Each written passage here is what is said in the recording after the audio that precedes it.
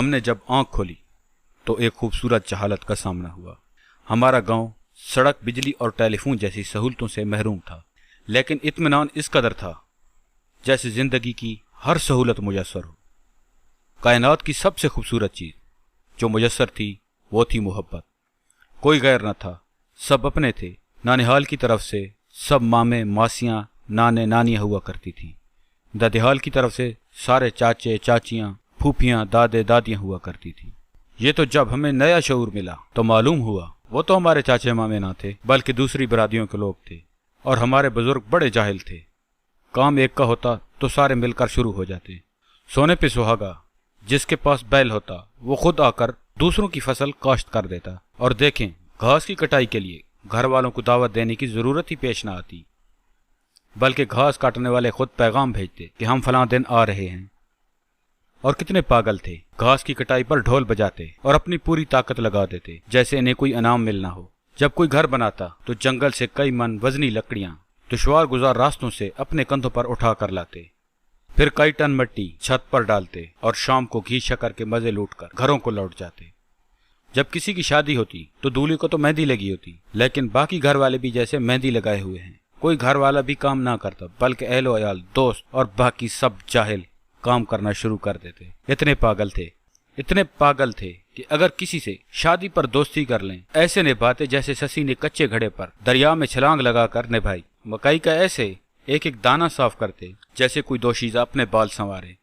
कितने पागल थे, गंदम बवाई पर तपती धूप में बैलों के साथ ऐसे चक्कर काटते जैसे कोई सजा भुगत रहे हो। अगर कोई फौत हो जाता या हो जाती तो धाड़े मार मार कर सब ऐसे रोते कि पहचान ही ना हो पाती कि किसका कौन मर गया।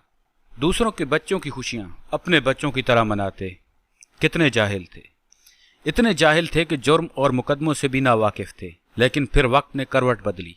अब नई जनरेशन का दौर था, कुछ पढ़ी लिखी बाशऊर जनरेशन का दौर, जिसने ये समझना और समझाना शुरू कर दिया कि हम बेशक सारे इंसान हों, बेशक सारे मुसलमान हों, लेकिन हम में कुछ फर्क है, जो फर्क बाकी रहना चाहिए। वो फर्क है जात बिरादरी का, कबीले का, रंगो नस्ल का। अब इंसान की पहचान इंसान न थी, बिरादरी थी, कबीला था, और फिर कबीलों में भी टब्बर था।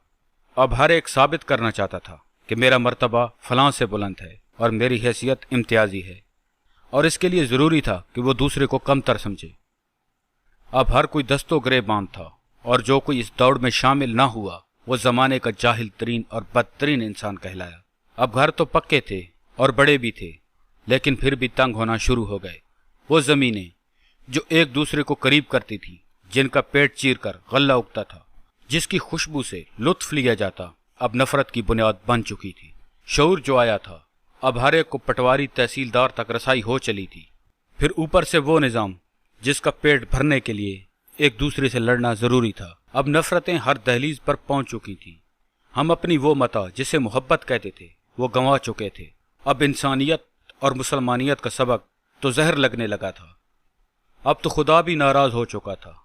फिर नफरतें अपने अंजाम को बढ़ी। इंसान इंसान के कत्ल पर आमादा हो चला था।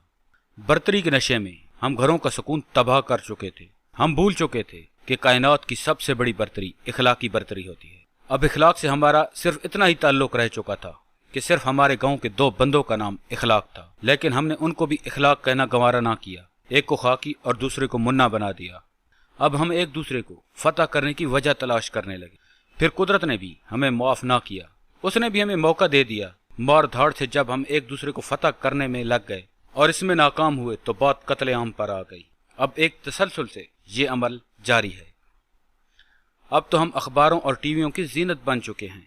अब शायद ही कोई ऐसा दिन हो जिस दिन अदालतों में हमारे गांव का कोई फर्द ना खड़ा हो। FIR इतनी हो चुकी कि अब ढूंढना पड़ता है कि क्या हमारे गांव में कोई ऐसा भी फर्द है जिस पर कोई केस ना हो। अब इन जाहिल बुजुर्गों में से भी कम ही जिंदा बचे हैं, और जो जिंदा बचे हैं वो जिंदगी और मौत की कश्मकश में हैं। इनमें से अगर कोई मरता तो दूसरा इसका मुंह देखने की ख्वाहिश करता, लेकिन हम बाशऊर लोग इसे ये जाहिलाना काम करने की इजाजत तक ना देते, क्योंकि इससे हमारी तौहीन का खदशा दरपेश था। अब नफरतों ने सिर्फ इंसान ही नहीं, पानी, स्कूल और मस्जिदें भी तकसीम कर दी। अब तो अल्लाह के घर भी अल्लाह के ना रहे। हर कोई अंदर से टूट चुका है, लेकिन फिर भी बजिद है। وہ نفرت کا علاج نفرت سے ہی کرنا چاہتا ہے۔ اب محبت کا پیغام برادری قبیلے سے غداری سمجھا جاتا ہے۔ اب دعا بھی صرف دعا خیر ہوتی ہے۔ دعا خیر کا بھی ایک عجیب مفہوم نکال لیا۔